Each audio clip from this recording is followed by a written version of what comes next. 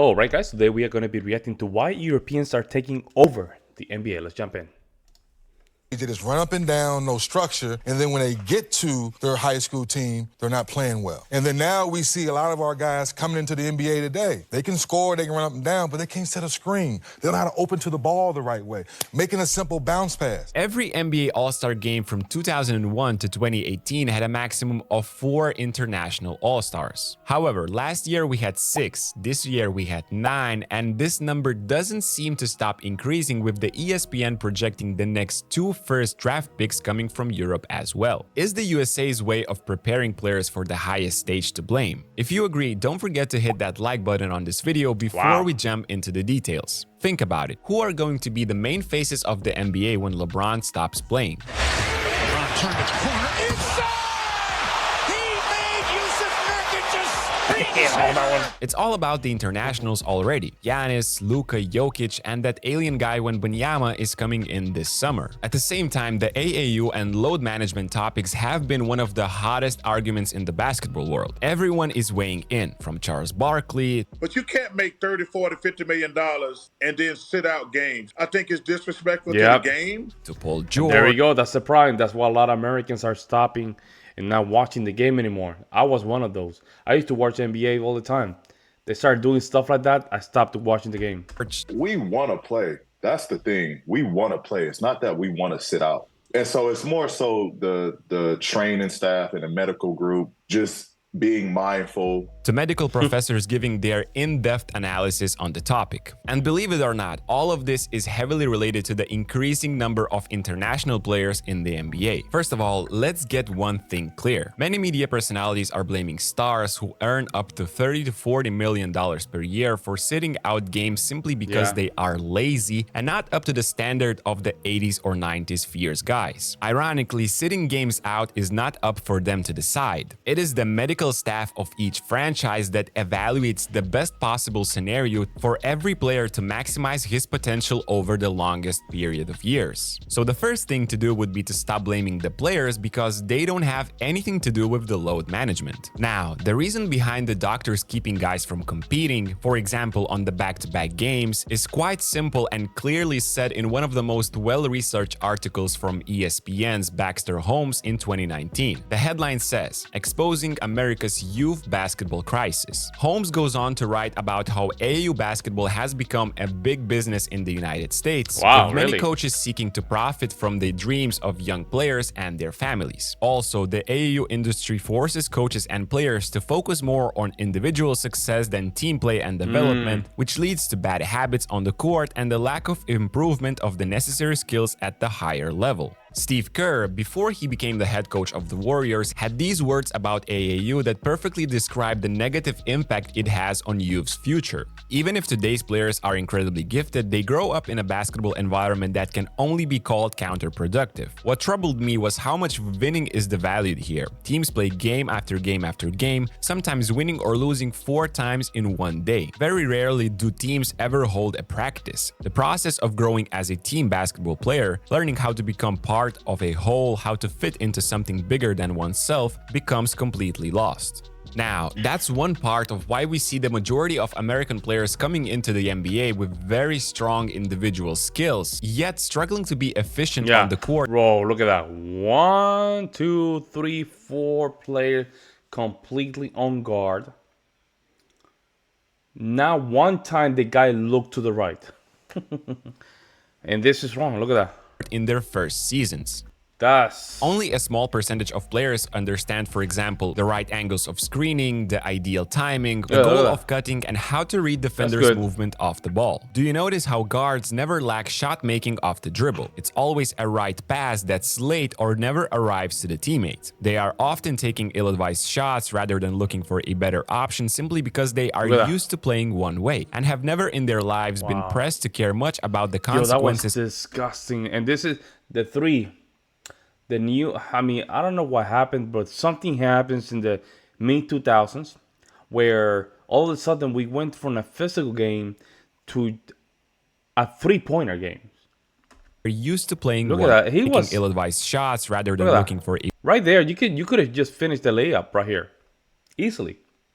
better Or he said, option no, simply let me just because go they back. are used to playing one way and have never in their lives been pressed to care Childish. much about the consequences of bad decisions because of the way AAU is structured. No. Oh my goodness, Valentine! No. What in the hell? That is not the shot at that moment. That's a horrible shot. The other side of the issue that Holmes mentions in this ESPN article is that AAU pushes kids to play year-round and participate in these high-intensity tournaments every weekend in order to get more exposure. We are talking about flying to other cities and playing 3 to 4 games per day on a weekend. Long story short, what happens is that such a rhythm increases the risk of injuries and fatigue. Many young players nowadays are reporting that they were in the best shape of their lives when they had 17 or 18 years old.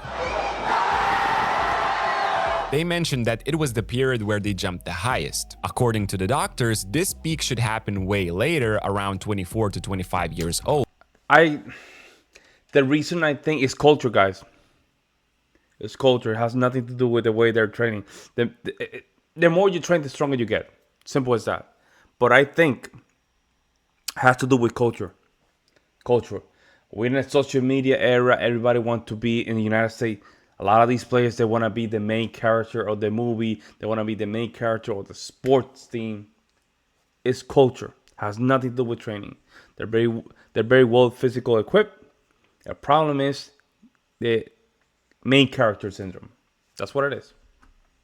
But the year-round games of high school and then Look at AAU that, see? have anticipated this. The end result of this cycle is that the NBA gets the young players at their athletic peak, but also with the most injuries they have ever seen. So in order to protect their joints, ligaments, and their knees, the medical staff is promoting load management for the majority of the players from the early days. Looking on the other side of the ocean, the European way of preparing players is much different. Disclaimer, this video is not trying to say one way or the other is better, it's simply to spark a conversation. Now, I've passed through the youth pyramids in Europe myself, and to be honest, the differences of how international players are prepared might be the reason they are flooding the NBA. Putting the nature freak Giannis aside, none of the international all-stars are out of this world athletes. Jokic, Luka, Markkanen, Sabonis all leaned on their basketball fundamentals to reach the all-star level. If AAU basketball is available from your 9th birthday, in Europe is much different. The summer tournaments don't exist until you are 14 or 15 years old. And those are not for everyone. Only the best are selected to showcase their talents for their respective national teams in the regional championships. Until that, summers are off and boys are either spending it doing something else or sometimes working on their games individually, but they never travel the continent each weekend to play 5 or 6 games in a couple of days. Usually, during the season, they will have 1 or 2 games per week for their basketball schools. The funding of those schools sometimes relies on their results, thus winning is utterly important. This is where teaching the right play gets the nod over the individual skill. I'm not saying this is a better recipe, and lately more and more European coaches are focusing on individual skills, but it teaches many players how to be efficient even when they don't have the ball in their hands. Yes, this is where the on-ball skill gap between Americans and Europeans comes from, but the best players that make their way through such a system in the end have both. It's gonna be fun. Curly Neal's coming out. Huh? Look at that. It's a good look. He faked me out. Another thing is that in Europe, if you are good enough at around 16 years of age, you start to playing for the first team against grown men. All of a sudden, you are no longer the best player on the court and have to find the slightest of ways to helping your team. This can be a humbling experience and not everyone survives it, but it also gives you an early glimpse of real basketball and all the little details that role players do. Most professional teams here practice all week and prepare careful game plans for that one game on Sunday, also giving young guys an example of how real structured basketball looks like. Up high, there he goes again. Yeah. And also, let me just mention this. He has a very good point. What I notice about American basketball and European basketball is something very interesting. The coaches. The coach culture is very relevant in Europe. They give the coaches some kind of a freedom where they can, I would say, have more power of some of these decisions. Opposite to the American way of thinking, they give the main player more power than the team and the coach combined. And that does change the dynamic of how basketball is played. Euroleague's new high flyer. At the same time, while internationals are in physical battles with grown men, the most talented kids in the USA are showing off the same dribble moves every weekend in a mostly unorganized environment against teams that don't even practice together. Of course, there are good programs and bad programs in the AAU as well, but you get the idea behind this comparison.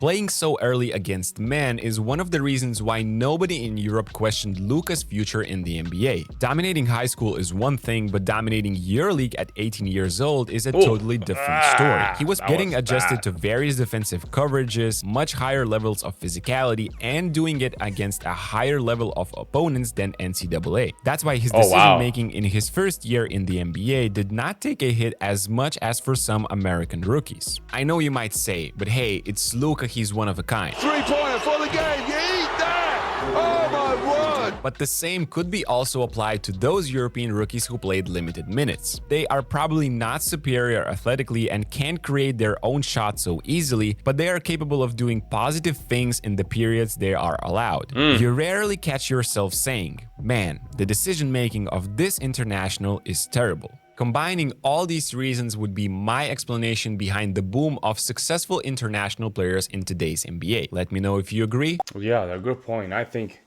in some cases, I think we're gonna see this trend in the next couple of years. I wouldn't be surprised to get to a point where 50% of the players in the All-Star are European. But because social media did affect a lot of ways the American culture,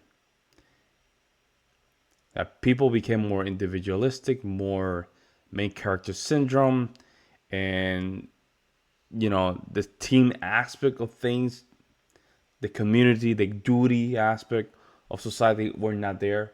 So I think that does reflect in sports. And again, I do believe the difference between Europe and United States is that the coaches have more power. And the coaches can use each player's strength to be enlightened and optimized. However, in the United States, it's not like that. Let me know what you guys think. I'll see you next one.